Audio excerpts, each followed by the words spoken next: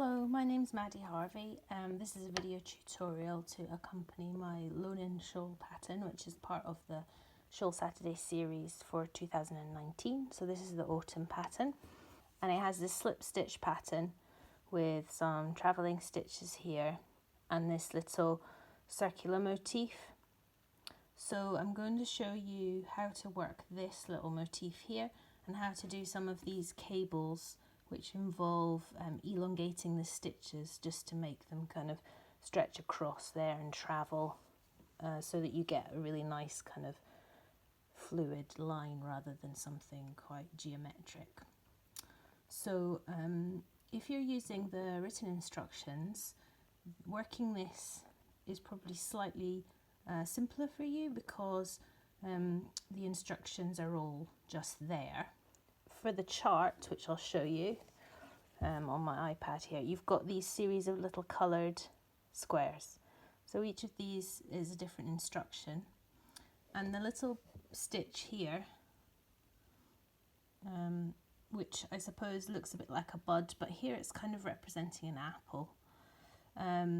You increase, so you go from 1 stitch to 5 stitches, and then you work flat.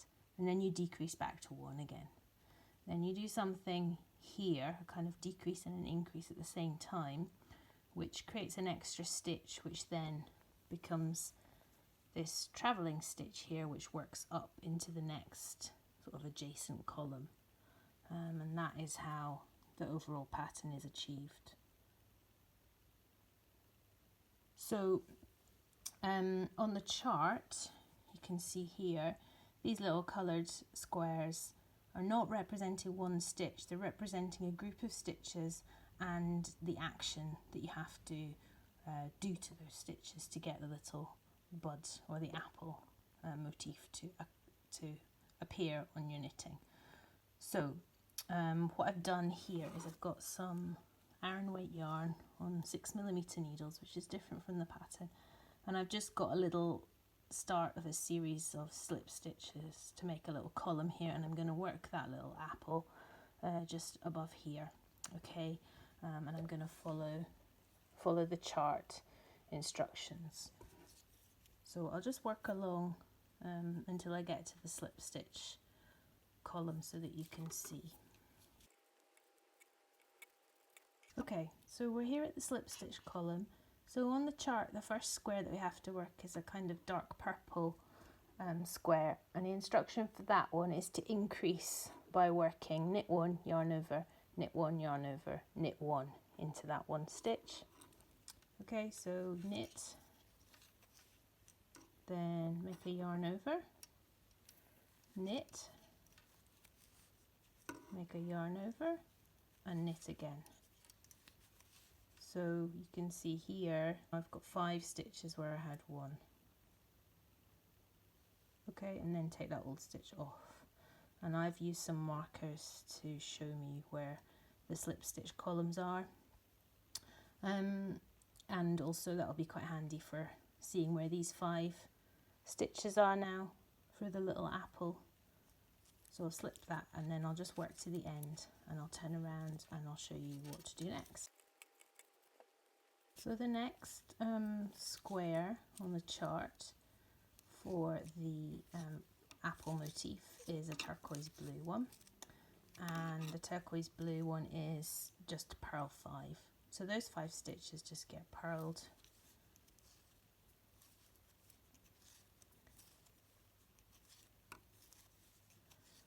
And then I work the rest of the row as per the chart.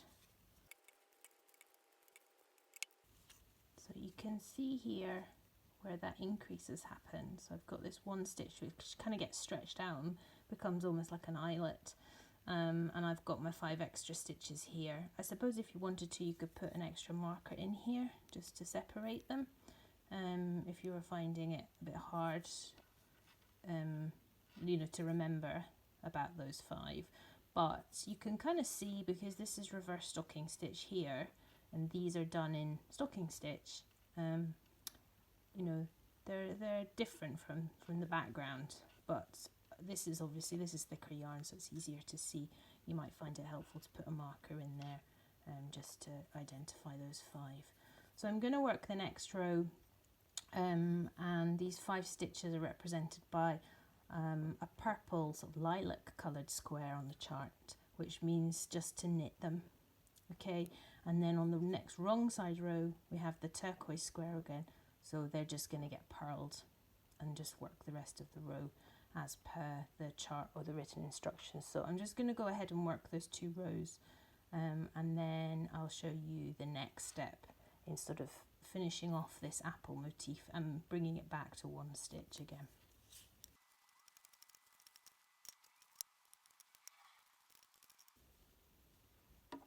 Okay, so now you can see the little apple shape is really appearing there, and the next instruction for these 5 stitches is the green square, and that is a kind of decrease where the middle stitch here is going to end up on the top and the other stitches are going to tuck behind. So you can see that on here. There you can see that's the middle stitch there, and the ones on each side, there's 2 and 2 on each side, are tucked in behind, and it makes a really nice neat decrease, especially for continuing this sort of line of slip stitches that are going up and the ones that are travelling across. It's just a really nice neat finish. So it has a couple of steps to it, which I'll show you. I'll just work along till I get to that point.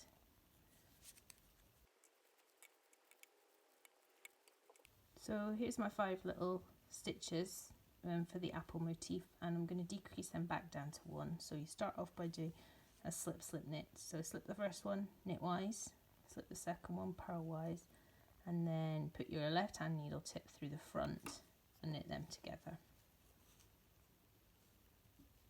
Slip that stitch back across to the left hand side, and then you are going to slip the next 2 stitches together, like as if you were going to knit them together, knit 2 together, but just slip 2 together. Then we're going to knit the next 2 together, and then pass those 2 slip stitches over the top of that knit 2 together stitch here, and that leaves you with 1 stitch. And then all the stitches, the 2 from here and the 2 from here, have tucked themselves up behind that middle stitch, and it just finishes it off beautifully. I might undo that and just show you again.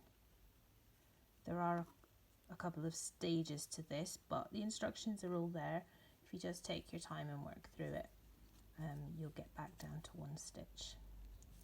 So slip slip knit, so slip knitwise, slip purlwise, left needle through the front, knit them together,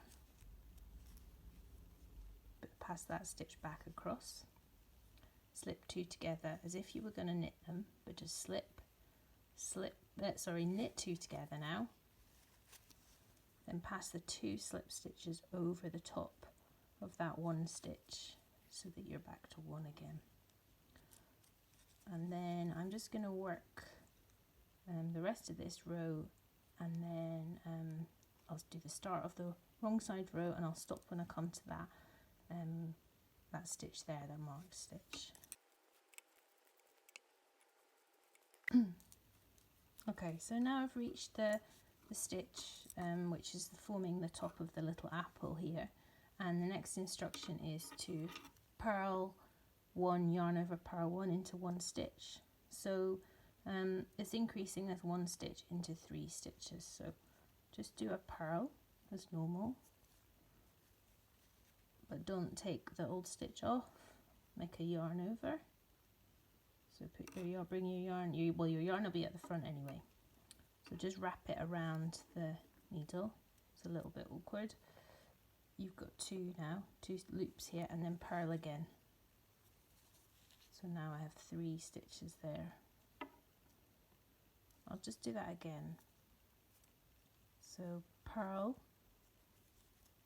don't take the old stitch off, put your yarn around the needle to make a yarn over, and purl again. So now you have 3 stitches here. Okay, Now I'm going to work just along to the end of the row.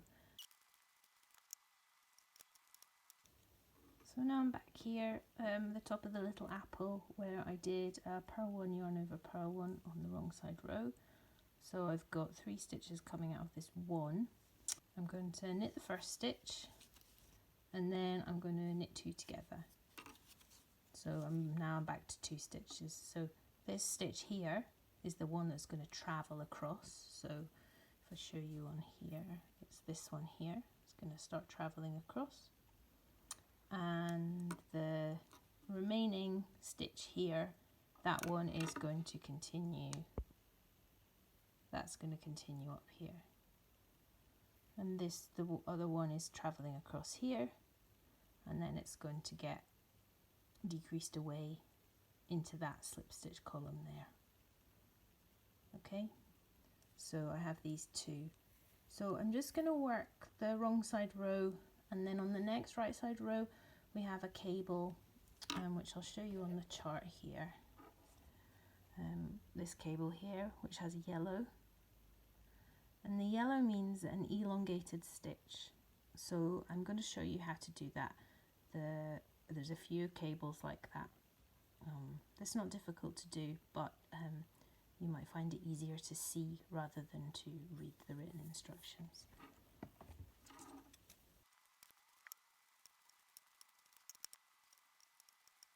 Worked along now until I've got to 3 stitches before this slip stitch column, and I have to work a cable, which is done by elongating the knit stitch, which is this one here.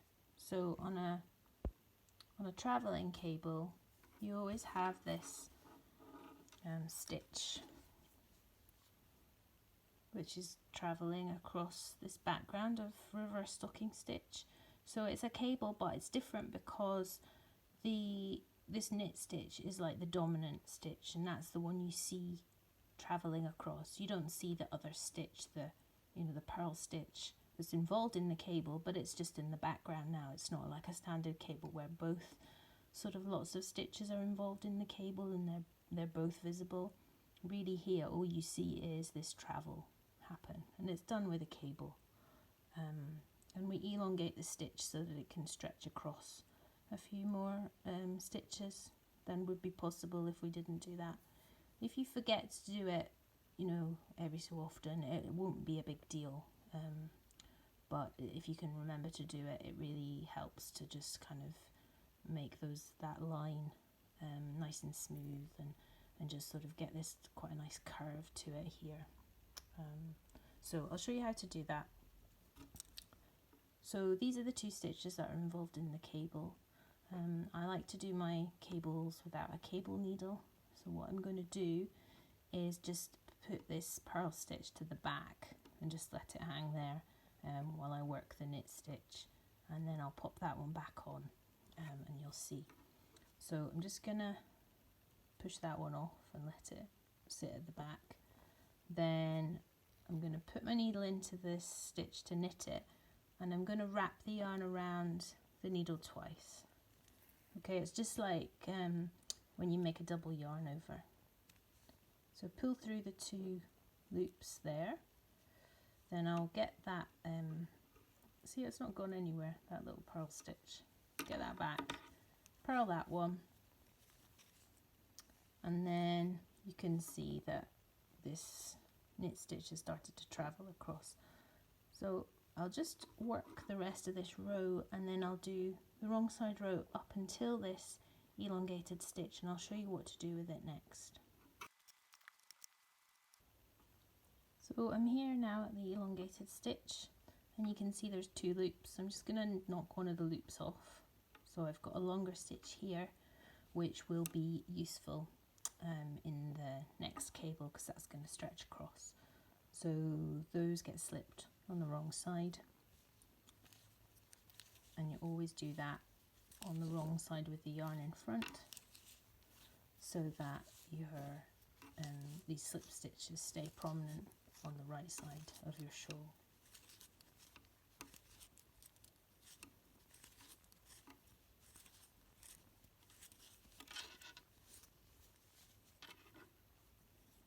So I really hope that you found that useful and that helps you to work the little apple motif and these elongated stitch cables.